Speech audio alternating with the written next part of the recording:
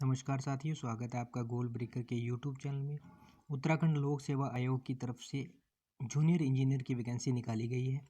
Application date है वो 26 नवंबर से आपकी जो प्रकाशन की तिथि है, और अप्लाई जो लास्ट डेट आपको दी गई अंतिम तिथि है 17 दिसंबर तक आप अप्लाई कर सकते हैं। जूनियर इंजीनियर की पोस्ट इसके अंदर निकली गई। टोटल जो पोस्ट है वो आपको बता देता हूँ और क्या प्रोसेस इसका रहने वाला है। सिलेबस के बारे में कंप्लीट चर्चा करने वाले कि क्या क्या सिलेबस है और किस तरह का एग्ज़ाम जो पैटर्न है वो आपका रहने वाला है।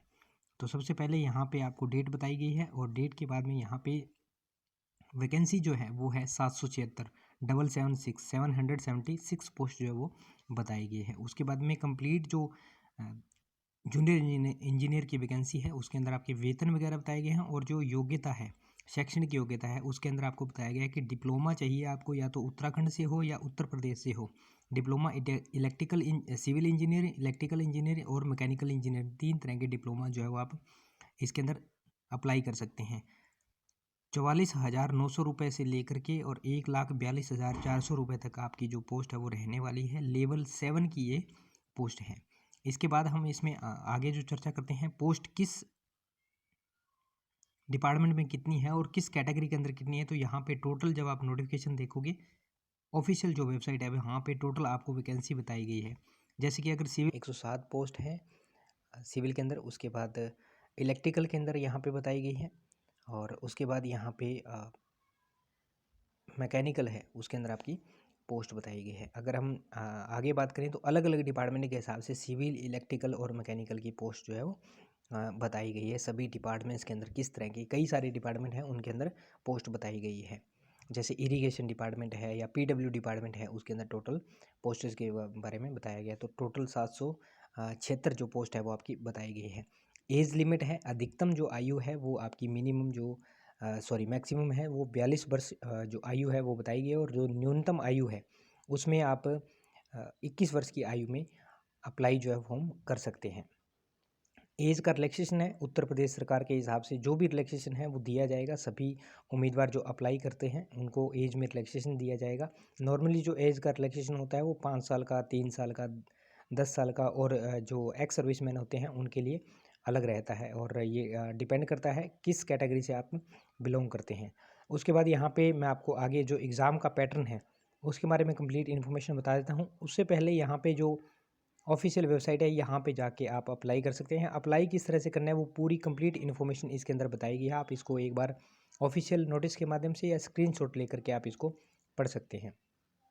नेक्स्ट जो है वो हर एक डिस्ट्रिक्ट के अंदर की कोड है, जो डिस्ट्रिक्ट का कोड बताया गया है। जैसे ये अल्मोड़ा डिस्ट्रिक्ट है, इसका 1 कोड बताया गया है। बागेश्वर है, इसका 2 है।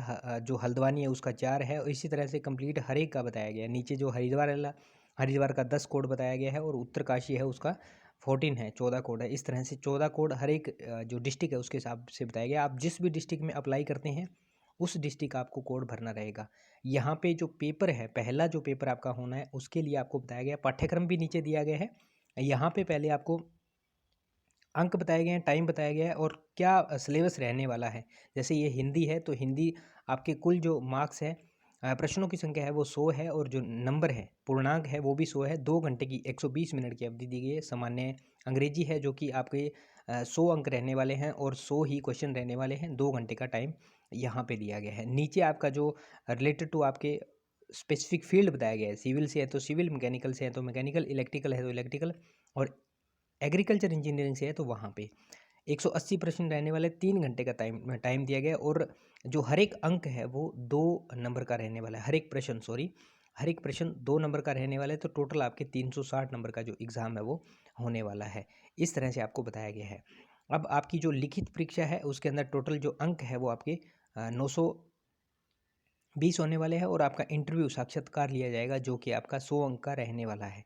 तो इस तरह से आपको इसमें बताया गया है। नीचे आपको सिलेबस के बारे में बताया गया है कि हिंदी के अंदर कौन सा सिलेबस आने वाला है। ये हिंदी का सिलेबस बताया गया है, उसके नीचे इंग्लिश का सिलेबस बताया गया है। उसके बाद आपको ये हिंदी का अगर सिलेबस की बात करें तो यहाँ पे वर्ण रचना है, जिसमें स्वर व्यंजन है, वर्तनी शोधन है, शब्द रचना है, उसके बाद शब्द भेद है, उसके बाद वाक्य रचना, वाक्य, इस तरह से आपका कंप्लीट बताया गया। और यहाँ पे अंक बताया गया है कि जो वर्ण रचना है वो 10 नंबर का है, वर्तनी शोधन है 10 नंबर का है, शब्द रचना है 20 नंबर की है। और नीचे इंग्लिश का सिलेबस है जिसके अंदर नॉर्मल जो इंग्लिश रहती है हमारी 10th स्टैंडर्ड तक, उसमें बताया गया है इंग्लिश के अंदर क्या क्या रहने वाला है। और ये जो पेपर है ये ऑब्जेक्टिव टाइप पेपर है। यहाँ पे कॉम्प्रिहेंशन बताया गया है, यूज़ ऑफ आर्टिकल बताया गया है, इधर नंबर बताए गए हैं, यूज़ ऑफ करेक्ट प्रपोजिशन बताया गया है, वन वर्ड सब्स्टिट्यूशन बताया गया है, सिनोनिम्स है, एंटोनिम्स हैं, तो इस तरह से बताया गया है। नीचे जो सिलेबस है वो यहाँ पे आपकी जो इंजीनियरिंग का सिलेबस है वो उसके बारे में चर्चा की गई है। तो यहाँ पे सिविल इंजीनियरिंग का पहले सिलेबस दिया गया है, जैसे ये strength of material and theory of structure के बारे में है। उसके बाद नीचे इसका कंप्लीट, ये पहले सेक्शन का है। उसके बाद दूसरे सेक्शन का है। जो पहला सेक्शन है वो आपका रहने वाला है ऑब्जेक्टिव टाइप, और नीचे का जो है वो डिस्क्रिप्टिव टाइप पेपर, जैसे एसएससी के अंदर कंडक्ट करवाए जाते हैं उसी तरह के आपके जो पेपर है रहने वाले हैं। ये दूसरा पेपर 2 है जो सिविल इंजीनियरिंग से रिलेटेड है। उसके बाद में कंप्लीट डिटेल में सिलेबस दिया गया है। आगे ये मैकेनिकल का सिलेबस है जो आपको दिया गया है, फोर्स का है, फ्रिक्शन का है, मैकेनिक्स का है, लिफ्टिंग का है, स्ट्रेस एंड स्ट्रेन का है, बीम्स एंड ट्रस्ट का है, thin cylinder and spherical shells का है, theory of machine and automobile technology है। उसके बाद मैकेनिकल जो solid of mechanics of solid है उसके बारे में उसका बताया गया है, जिसके अंदर आपके अलग अलग शियर स्ट्रेस और शियर फोर्स वगैरह, bending stress, strain energy, shear force, bending diagram, उसके बारे में बताया गया है। नीचे जो है सेक्शन बी है जो डिस्क्रिप्टिव टाइप रहने वाला है, उसके अंदर जो है डिज़ाइन, मटेरियल साइंस है, डिज़ाइन एंड एस्टिमेटिंग है, इंडस्ट्रियल इंजीनियरिंग है। और नीचे मैकेनिकल जो पेपर 2 है उसके अंदर बताया गया है thermal engineering, refrigeration and air conditioning. उसके बाद हाइड्रोलिक मशीन्स। और सेक्शन बी के अंदर मैन्युफैक्चरिंग का प्रोसेस जो है उसके अंदर बताया गया है, machine tool and technology and maintenance. उसके बाद workshop practice and production technology. और नीचे आपका जो सिलेबस है वो इलेक्ट्रिकल इंजीनियरिंग है। उसके बाद आपका जो सिलेबस रहने वाला है वो है एग्रीकल्चर इंजीनियरिंग से सिलेबस रहने वाला है, ये आपका एग्रीकल्चर का। तो इस तरह से कंप्लीट इसके अंदर आप डिटेल फॉर्म अगर जाके देखोगे तो वो दिया गया है। और यहाँ पे जो जाति का रिलेटेड परफॉर्मा है वो दिया गया है। ये अनुसूचित जाति और अनुसूचित जनजाति के लिए परफॉर्मा है जो कि आपको बनवाने के लिए दिया जाएगा। ये अन्य पिछड़ा वर्ग ओबीसी के लिए है, अदर बैकवर्ड क्लास के। ये जो सेवानिवृत्त हैं या फिर जो स्वतंत्रता सेनानी रहे हैं उनके लिए जो परफॉर्मा है वो दिया गया है। यहाँ पे जो आपका संस्थान है वहाँ से आपको करेक्टर के बारे में बताया गया है, और कंप्लीट आप इसमें इंफॉर्मेशन देख सकते हैं, पूरा बताया गया है। यहाँ पे ईडब्ल्यूएस का फॉर्मेट दिया गया है, आर्थिक रूप से जो इकोनॉमिक वीकर सेक्शन है उनके लिए परफॉर्मा दिया गया है। तो इस तरह से सभी कंप्लीट इन्फॉर्मेशन जो है वो बताई गई है इस डिटेल्ड नोटिफिकेशन के अंदर। तो यहाँ से आप नोटिफिकेशन के अंदर से अपने जो परफॉर्मा है उनको डाउनलोड करके प्रिंट निकाल करके और जो भी संबंधित अधिकारी है उनसे अटेस्टेड करवा सकते हैं। यहाँ पे मिनिमम जो क्वालिफाइंग मार्क्स है वो बताए गए हैं कि कितने क्वालिफाइंग मार्क्स आप लेते हो तो आपका नंबर इसके अंदर बढ़ेगा, अदरवाइज आपका नंबर नहीं बढ़ेगा।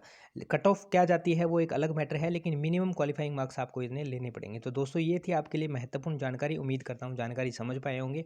अगर समझ पाए हैं जानकारी तो वीडियो को लाइक करना, दोस्तों के साथ शेयर करना, और चैनल पर पहली बार विजिट करें तो चैनल को सब्सक्राइब कर लेना। मिलते हैं नेक्स्ट वीडियो में नेक्स्ट अपडेट के साथ। तब तक के लिए जय हिंद, जय भारत, वंदे मातरम साथियों।